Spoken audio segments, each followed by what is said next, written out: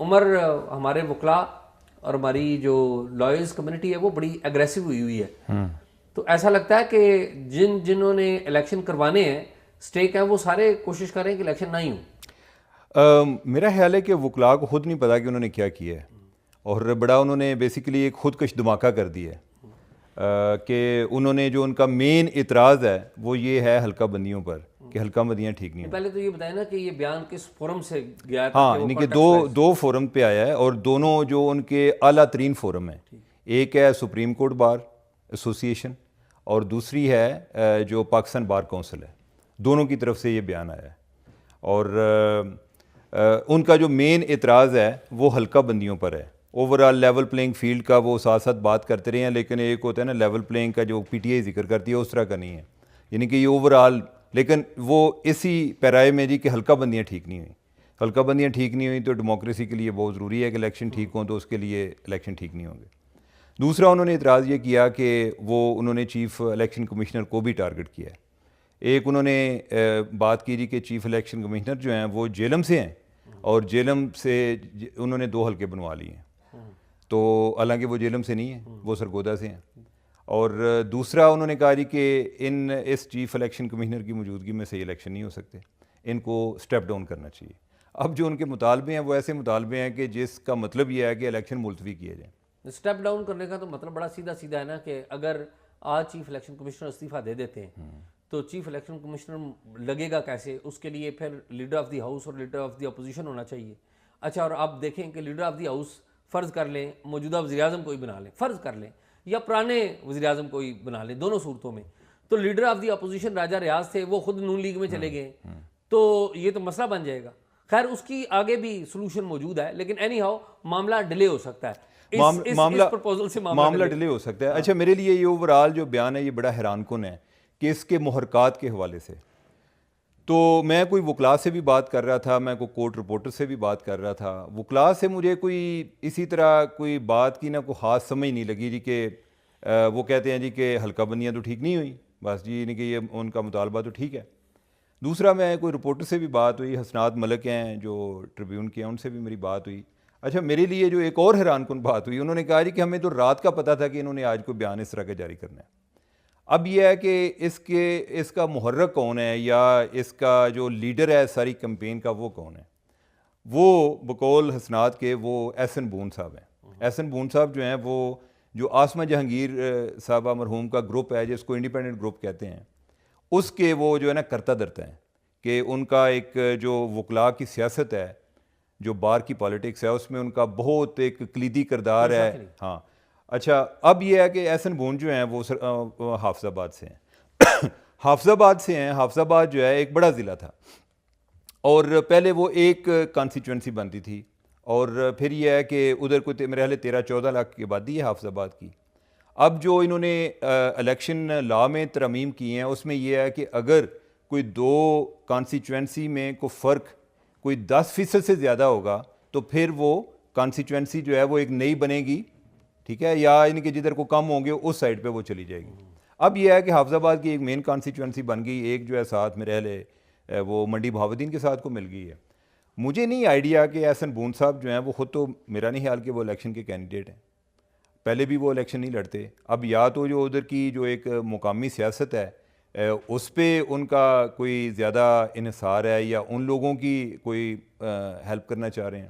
دوسرا ایک لوگ جو ہیں یہ بھی تھیوری دے رہے ہوتے ہیں جی کہ چونکہ وکلاء کے کیسز کافی آئے ہوئے ہیں ڈیلیمیٹیشن کے حوالے سے، تو ان کا جو ہے اب سپریم کورٹ نے سب پہ پابندی لگا دی ہے کہ بھئی اب کوئی ڈیلیمیٹیشن والا معاملہ، اور ویسے بھی کوئی جب الیکشن شیڈول اناؤنس ہو جاتا ہے تو اس کے بعد حلقہ بندیوں پہ جو کیس ہیں وہ رک جاتے ہیں، یعنی کہ وہ دوبارہ سے حلقہ بندیاں ہو نہیں سکتی. جو مجھے مزید پتہ چلا وہ یہ ہے کہ اس پہ جو اوور آل جو یہ احسن بون گروپ ہے، اوور آل وہ گروپ بھی پریشان ہے کہ یہ بڑی ایک کاؤنٹر پروڈکٹیو موو ہے. وہ یہ بھی نہیں چاہ رہے تھے کہ اس موو کا فائدہ کوئی پی ٹی آئی والے بھی لے جائیں، کیونکہ یہ ان کے زیادہ قریب نہیں ہیں. جو دوسرا گروپ تھا اس میں زیادہ جو عمران خان کے حمایتی جو ہیں وہ ادھر موجود ہیں. اور ایون جو اعظم تارڑ صاحب ہیں، اعظم تارڑ صاحب جو ہیں وہ خود حافظ آباد سے ہیں، اور وہ بھی اس بیان سے پریشان ہے کہ یار یہ کیا بیان آ گیا, کیونکہ ان کی وہ پی ایم ایل این والے ہیں, وہ پی ایم ایل این والے کہتے ہیں کہ یار یہ آپ لوگوں نے کیا درمیان میں کام شروع کر دیا. نہیں تو پھر یہ کیا ہوا کہ وہ انہوں نے بیان بھی دے دیا اور پریشان بھی خود ہے. اب یہ ہے نا میرا خیال ہے کہ پریشان جو ہے نا, پریشان تو دوسری ہے نا, بیان جو ہے احسن بون صاحب جو ہیں ادھر ہر جگہ پہ ہوتا تو یہی ہے نا کہ ایک جو بڑا ہوتا ہے وہ بعض اوقات فیصلے کر جاتا ہے. اب جو ہے اس کی پریشانی کا وہ مداوع بھی کرنے کی کوشش کر رہے ہیں. ہو سکتا ہے کہ جب تک ہماری ریکارڈنگ ہو اس ٹائم تک مداوع ہو جائے.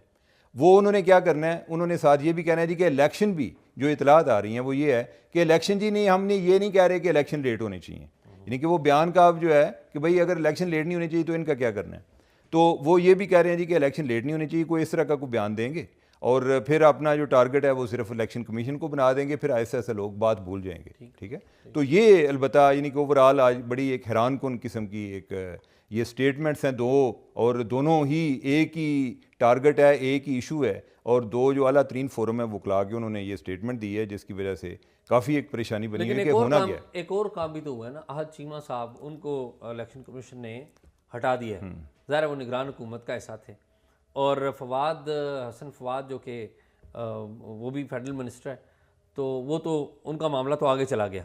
ویسے ایک تاثر جو عام طور پہ لیا جاتا ہے وہ یہ ہے کہ فواد حسن فواد کو میاں صاحبان نے فیڈرل منسٹر لگایا ہے, حالانکہ وہ فواد حسن فواد نے نہیں لگایا. ایک دفعہ پہلے بھی وہ میاں صاحب نے نہیں لگوایا. اور دلچسپ بات یہ کہ فواد حسن فواد کو تو اس کیبنٹ میں لینے کی میاں صاحبان نے مخالفت کی تھی, اور آپ یہ دیکھیں کہ پاور کتنی رuthless ہے کہ وہ میاں صاحبان جن کے ساتھ یہ ساری زندگی رہے ہیں, اور انہوں نے اپنے کیریئر سے ہٹ کر جا کے ٹی وی پہ جا کے ان کو ڈیفینڈ کیا تھا پاناما کے دنوں میں, وہ جب سارا معاملہ چل رہا تھا.